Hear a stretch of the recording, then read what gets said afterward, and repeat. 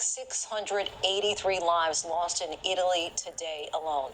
Doctors and nurses there are on the forefront of an uphill battle, putting their lives on the line to try to save thousands of patients that come through their doors. Maggie Rulli has this report. For the past few weeks, it seemed Italy was losing a war with the invisible enemy. But in the last 3 days, Italy's reported cases have slowed. A glimmer of hope for a situation that's ever more dire. Over 70,000 infected, more than 7,000 dead. It's taken an international effort to begin to contain Italy's cases. The Chinese brought their ventilators. The Russians deployed medics and supplies. The Americans posted on the front lines. We just finished in the women's ward giving their morning medications. We're not able to let them go until the symptoms of the coronavirus are resolved. So they end up being here for quite some time, which can be challenging for them. Now we're going to pop into the ICU and check on them and see how they're doing and what kind of help they need.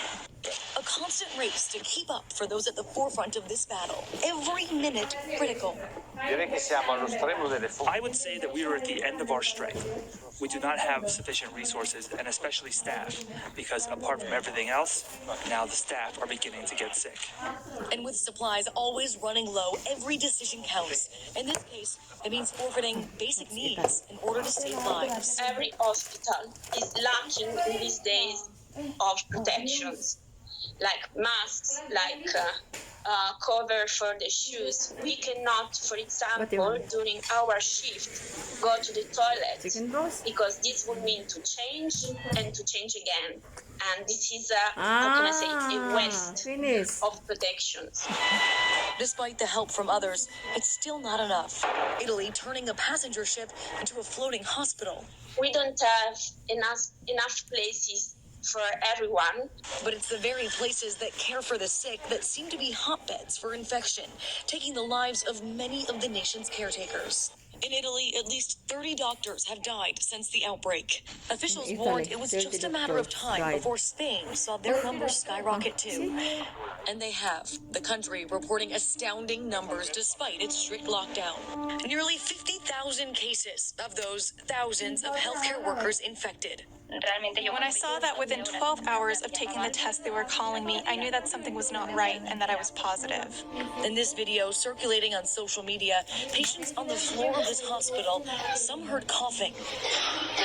Field hospitals that look like they belong in war zones, now a common sight there too. And around Europe, preparing for the worst to come. Italy is proof that it's imminent, that unless countries get more testing, more beds, more doctors, more supplies, they'll likely face the same fate and see the same heart-wrenching scenes of caskets silently waiting to be laid to rest. And Maggie Rulli joins us now. Maggie, just an awful situation there, and a warning to the rest of the world for those doctors on the front lines. Now, in retrospect, do they think that they could have done anything more to prepare themselves? Yeah, Lindsay, I spoke with some of these doctors earlier today, 2 out of a Milan hospital that's been hit so hard, and they both told me the same thing. They just wish that they had more time to prepare, to get ahead of this. They said that, they need more beds, they need more ventilators, they need more of that personal protection equipment, they need more doctors, more trained nurses, more of everything. They're just so exhausted.